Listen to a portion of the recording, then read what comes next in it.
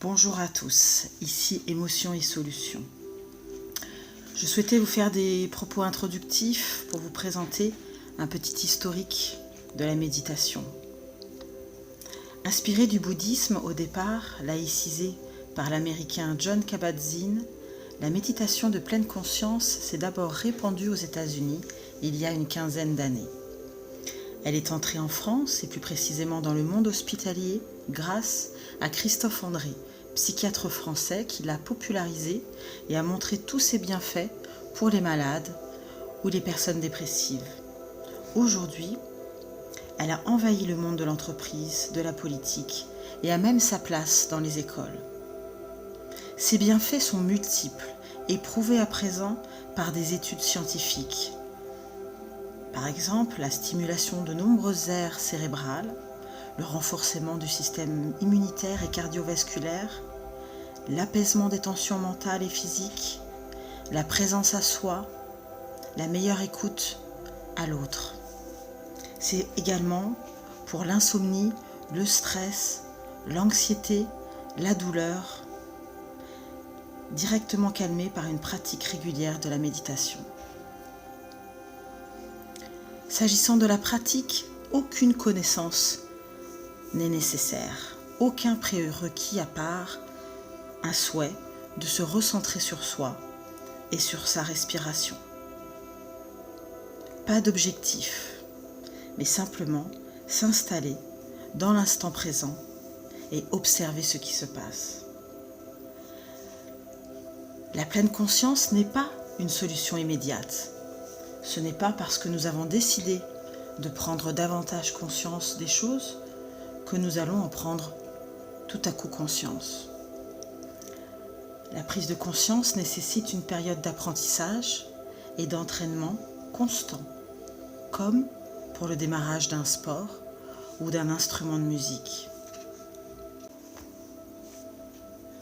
Jon Kabat-Zinn donne la définition suivante de la pleine conscience.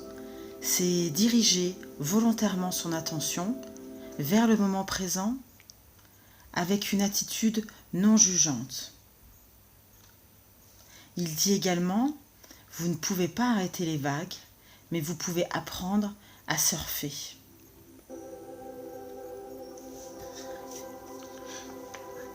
La méditation est en effet un pas de côté par rapport à ses pensées, et non la recherche du vide, qui est impossible par ailleurs.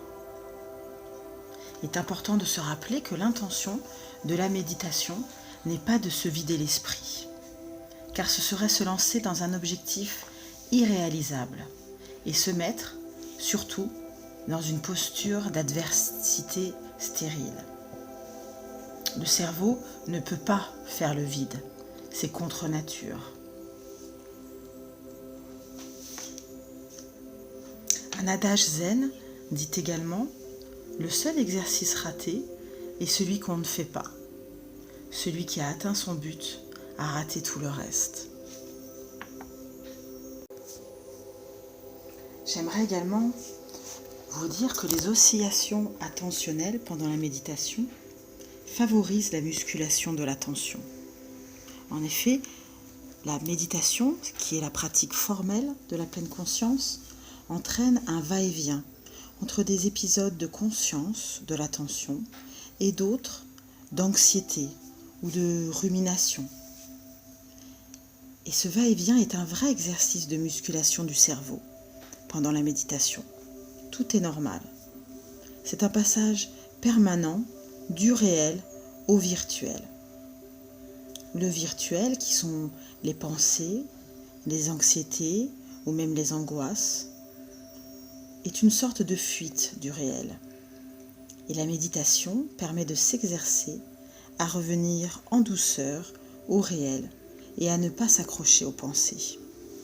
C'est tout l'exercice de la pleine conscience. Au lieu de muscler, comme dans un sport, les muscles, nous musclons notre cerveau et notre attention. Par la suite, je vous propose, si vous vous abonnez à ma chaîne, des méditations guidées avec, en premier lieu, la sensibilisation aux 7 principes fondamentaux qui sont les piliers de la pleine conscience.